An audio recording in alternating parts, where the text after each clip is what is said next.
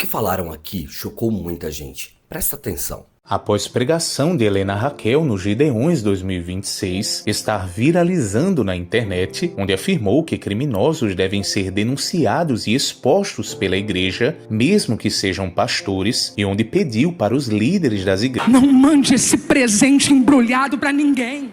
Não troque um criminoso. Muitos têm lembrado da participação do pastor Marco Feliciano há um tempo atrás no podcast Positivamente, onde afirmou que a igreja evangélica deve aprender com os católicos a abafar escândalos e só falar bem da igreja. O que é o escândalo? É algo que aconteceu entre duas pessoas ou dentro de um ambiente e alguém foi culpado de pegar esse escândalo e propagá-lo. A igreja católica tem escândalos, ou não? Sim.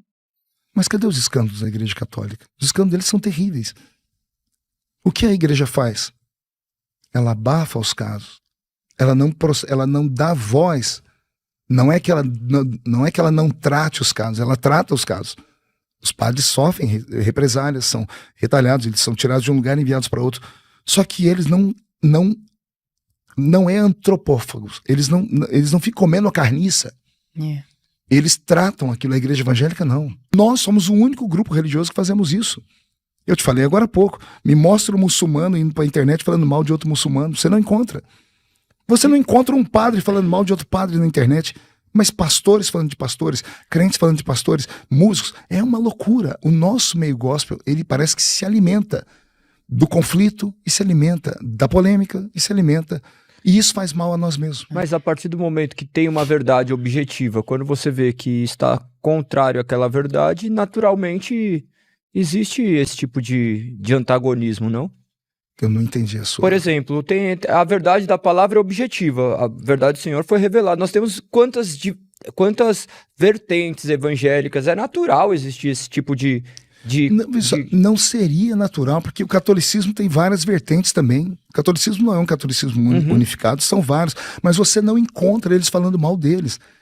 Nós temos que aprender com eles. São uma igreja de 2000 anos. Eles aprenderam, devem ter passado por tudo. E eles chegaram à seguinte conclusão. Não, perfeito. Já começa numa divisão, né? Quando a gente fala mal da gente mesmo, quem perde somos nós. Se você começa a falar mal do seu filho, se você começa a falar mal da sua esposa, se você começa a falar mal do seu pai, daqui a pouco acabou a sua vida. Então, o problema nosso é a futricação. É o buchicho. É a fofoca. É o disse que disse. É o crente viver para falar dos outros. É a velha história do homem que estava vendendo um cavalo. Conhece? Conhece essa? O homem estava vendendo um cavalo, né, no sítio lá no interior de Minas Gerais. Ele tinha um cavalo, então ele foi para a venda e ele estava lá tomando lá uma bebida e ele começou a falar: meu cavalo é isso, meu cavalo... Ele falou tão bem do cavalo dele, o cavalo dele corria, o cavalo dele era forte, que um fazendeiro que estava lá dentro disse assim: eu compro esse cavalo. Mas esse cavalo não está à venda, senhor. Não, mas eu pago, eu tenho dinheiro, mas eu não quero vender, porque o meu cavalo é perfeito. Não, eu pago. E o homem começou a fazer oferta. Por esse valor, eu não vendo nem o casco do cavalo. Daqui a pouco chegaram no consenso. E o fazendeiro comprou o cavalo por um alto preço. 2 dias depois, o fazendeiro foi naquela mesma venda, encontrou o homem e entrou gritando: você mentiu para mim. Aquele cavalo é assim, aquele cavalo não corre, aquele cavalo tem uma barrigueira, aquele cavalo... Depois que ele falou 5 coisas, o mineiro falou assim para ele: se o senhor continuar falando assim, ninguém vai querer comprar seu cavalo, viu? Moral da história: se você não cuidar daquilo que é seu, se você não falar bem daquilo que é a sua esfera, o seu métier de vida, a sua fé, quem vai acreditar em você? Se nós falamos mal da própria igreja...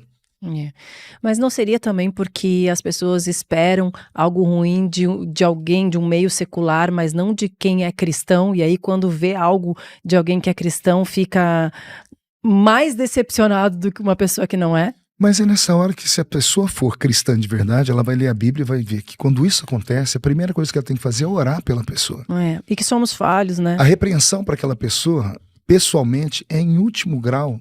Expor a pessoa publicamente é o último dos recursos. Primeiro você ora por ela, depois você chama uma testemunha, vai e fala com ela. Se ela não te ouvir, chama uma testemunha, vai e fala com ela.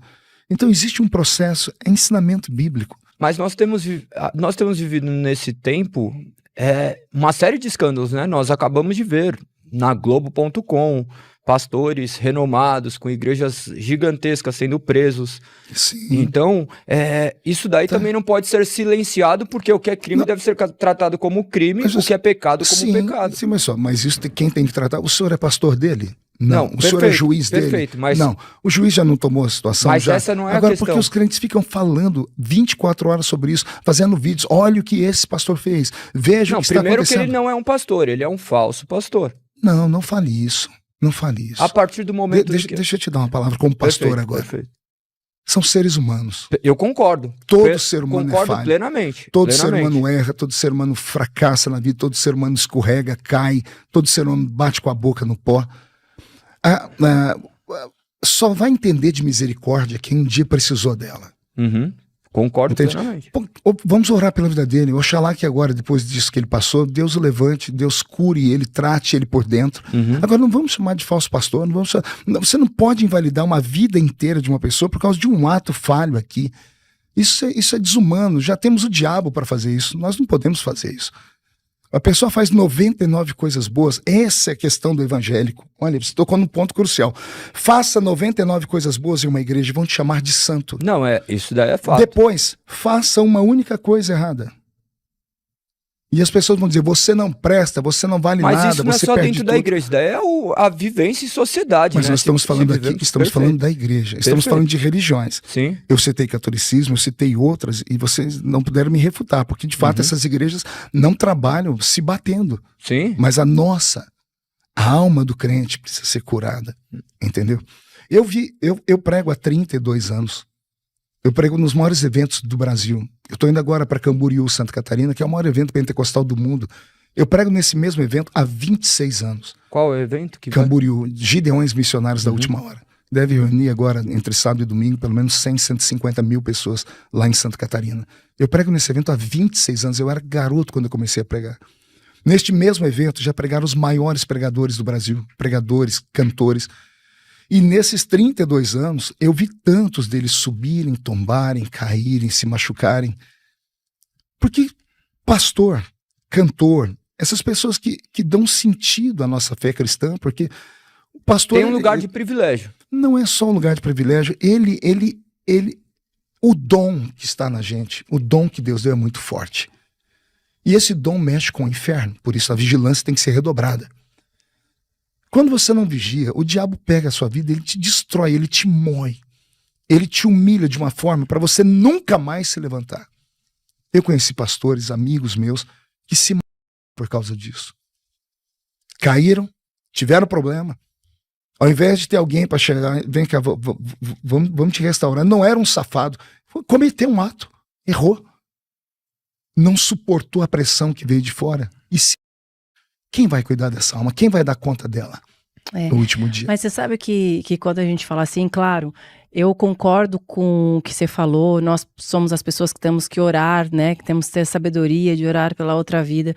Mas você não concorda também que... assim, né, não sei como as pessoas vão ver se essa minha fala vai ser falando mal de alguém ou não, mas você não concorda que existem muitas pessoas que se escondem atrás do evangelho? Quem sou eu para julgar o outro ser humano? Eu vou falar para você a palavra que eu falei ontem, quando eu estava pregando. Um sujo não pode falar de um mal lavado. Quem é o ser humano para falar que aquele está convertido e aquele não está convertido? Pedro caminhou ao lado de Jesus 3 anos e meio. Para ouvir Jesus falar assim para ele, Pedro, o diabo está dentro de você. Pedro caminhava ao lado de Jesus possesso pelo demônio. E não era Zé Pilintra, não era Lúcifer. Porque Jesus disse para ele, para trás de mim, Satanás. E Jesus nunca mandou Pedro embora. Não, mas não, eu não tô falando assim, esse é isso ou esse é aquilo. É a essência do ser humano mesmo, então, né? Não, mas não foi que você falou que se a pessoa se esconde atrás do evangelho. Isso, é a essência do ser humano. Eu poderia falar de Judas. Judas se escondeu atrás do evangelho. Perfeito. Judas caiu. Nem Judas, depois que ele deu um beijo no rosto de Jesus, entregou ele. Jesus não xingou ele, não chamou ele de falso. Jesus agarrou ele e disse, amigo, o que tem que fazer faz rápido. Porque é a misericórdia. Eu tenho muita dificuldade, você até me desculpe, mas eu tenho muita dificuldade, porque eu vivo nesse meio. Uhum. Não, mas e eu conheço muita gente. Eu conheço muita gente que caiu, eu conheço muita gente que tombou, eu conheço gente que deu escândalo, eu conheço gente que... Eu já aconselhei muitos deles, Mas o que eu digo é o seguinte: quem somos nós para acusar, se não estender a mão? Porque é uma família, porque por trás da pessoa, por pior que seja, tem uma esposa, por pior que seja, tem um filho, por pior que seja, tem 1 milhão de pessoas que estavam olhando para essa pessoa.